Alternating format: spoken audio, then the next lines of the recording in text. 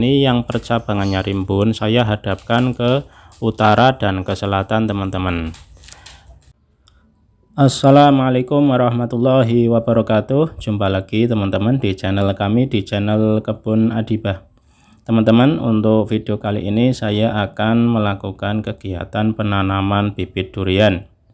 Ini di depan teman-teman sudah ada bibit durian, kemudian lubang atau lahan tempat kita akan menanam.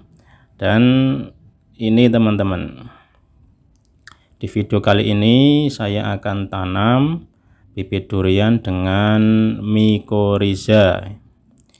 Ini saya coba akan menggunakan mycorrhiza. Mycorrhiza ini bukan pupuk ya teman-teman, ini sejenis cendawan, tapi cendawan ini cendawan baik atau jamur yang baik, punya hubungan simbiosis mutualisme terhadap tanaman. Di kemasan ini selain mycorrhiza ada trichoderma ya teman-teman. Trichoderma ini juga termasuk cendawan yang baik. Jadi ini sangat pas sekali untuk kita tanam bareng dengan bibit durian. Sedikit penjelasan tentang mycorrhiza ini ya teman-teman. Jadi mycorrhiza ini cara hidupnya, dia itu harus ada inangnya teman-teman, yaitu di bagian perakaran tanaman. Jadi dia nanti menginfeksi perakaran, tapi dia sifatnya baik, dia tidak mengganggu, malah dia nanti bisa membantu tanaman dalam penyerapan unsur hara. Kemudian trichoderma juga bagus teman-teman, dia bisa fungsinya bisa menghambat pertumbuhan jamur lain yang sifatnya parasit atau mengganggu tanaman. Makanya ini saya coba untuk saya tanam bareng dengan bibit durian. Untuk lebih jelasnya nanti jika ada kesempatan saya akan coba bikinkan video tersendiri teman-teman tentang manfaat dan kegunaan dua jamur yang sangat baik ini teman-teman. Kita lanjut penanaman bibit ya teman-teman. Ini lubang tanamnya sudah saya siapkan dan sudah saya lakukan pembiaran. Langkah pertama adalah dengan mengukur dulu ya teman-teman, terutama tinggi bibit, itu media tanam bibit jangan sampai terlalu dalam ya teman-teman, harus diukur. Kalau saya itu media tanam yang melekat di bibit itu biasanya saya tinggikan, sisakan atau lebih tinggi dari permukaan lahan sekitar 1-2 cm teman-teman. Jadi jangan terlalu terbenam, tapi malah saya tinggikan lebih tinggi dari permukaan lahan sekitar 1 cm lah. Ini saya lagi mengukur.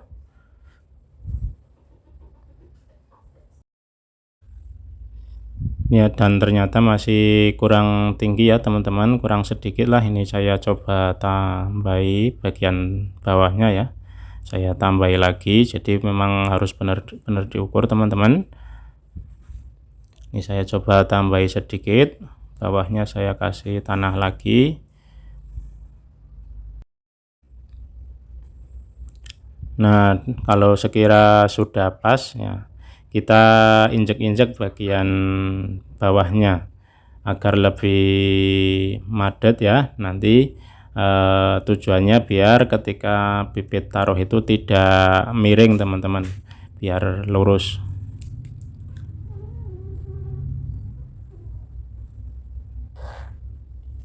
Kalau dirasa sudah cukup, kita taruh lagi bibitnya, kita cek lagi agar biar benar-benar bibit ini tidak terlalu dalam. Kita cek teman-teman, ini insya Allah sudah cukup sesuai lah. Kita geser-geser posisinya Ya, ini sangat penting ya teman-teman, saat penanaman posisi itu sangat penting, harus benar-benar dicek.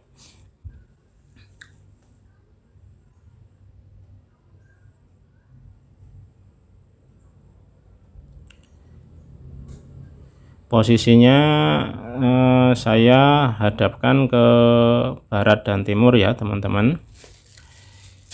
Oke, kalau dirasa sudah pas, nah baru kita langsung copot polybagnya, kita gunting polybagnya. Dan proses ini harus hati-hati ya teman-teman, usahakan jangan sampai media tanam bawaan yang ada di polybag jangan sampai pecah, harus hati-hati. Karena kalau pecah takutnya itu nanti akarnya pada putus, dan itu cukup bahaya kalau menurut saya. Bisa-bisa tanaman ini nanti tidak tumbuh-tumbuh, bahkan pengalaman saya itu dia kerdil nggak tumbuh, akhirnya mati. Harus hati-hati ya teman-teman. Biasanya sih kalau akarnya sudah banyak, sudah rimbun, media tanam bawaannya itu biasanya ya sudah cukup tidak mudah pecah, karena terbungkus oleh akar tanaman durian. Oke, ini teman-teman, setelah saya buka, teman-teman bisa lihat akarnya cukup bagus. Ini ciri dari bibit tanaman yang bagus. Teman-teman bisa lihat sendiri, akarnya cukup banyak.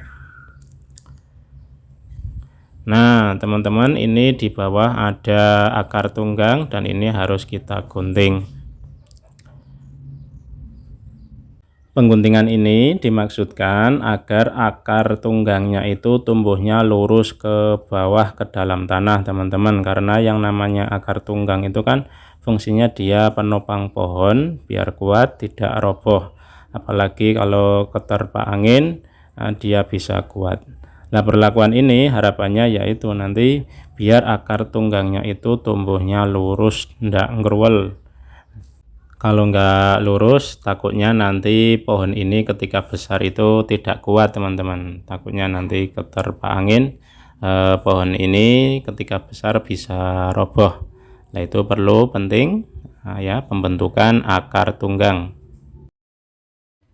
Terus kita posisikan ke semula ya teman-teman, ke posisi yang tadi sudah kita ukur. Nah nanti bagian tanah ini, bagian tanah media tanam yang melekat di bibit, itu saya nguruknya nanti tanah tersebut masih terlihat samar-samar teman-teman. Jadi tanah yang agak coklat itu nanti masih terlihat tapi samar-samar.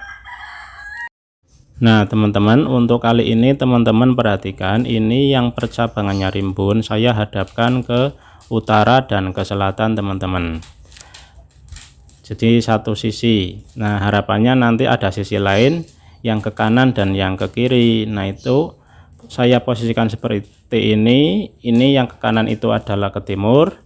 Nah nanti harapannya akan tumbuh cabang baru yang mengarah ke arah timur, karena sifat tumbuhan itu kan tumbuhnya dia selalu mengejar matahari, makanya ya saya posisikan seperti ini harapannya yaitu nanti akan terjadi percabangan yang memutar, jadi nanti akan membentuk sebuah pohon durian dengan batang utama tinggi ke atas dan ada percabangan yang memutar ke kanan, ke kiri, ke depan, ke belakang. Paham maksud saya ya teman-teman? Kemudian kita cek lagi, kita lihat dari jauh apakah masih miring. Kalau masih miring kita seseli bawahnya dengan tanah biar tidak miring teman-teman.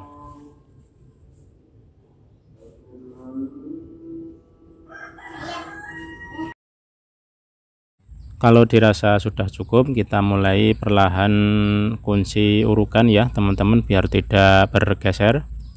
Oh iya, dan jangan lupa kita sesuai yang saya sampaikan di awal, ini saya kasih jamur mycorrhiza dan trichoderma.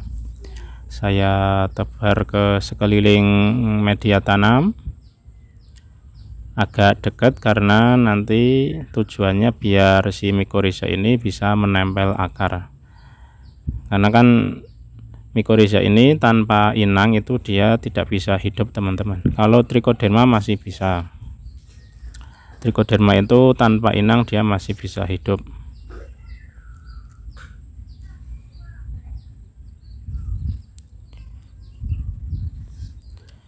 Dan ini juga percobaan ya teman-teman, baru penanaman kali ini, sebelumnya saya belum pernah melakukan. Kita lihat nanti perkembangannya apakah lebih bagus. Kalau bagus tentunya hal ini bisa saya lakukan di penanaman berikutnya. Terus kita uruk lagi perlahan teman-teman, sambil kita tambah lagi jamur mycorrhizanya. Kita tambah mengitar sekeliling media tanam, terus kita uruk lagi terus.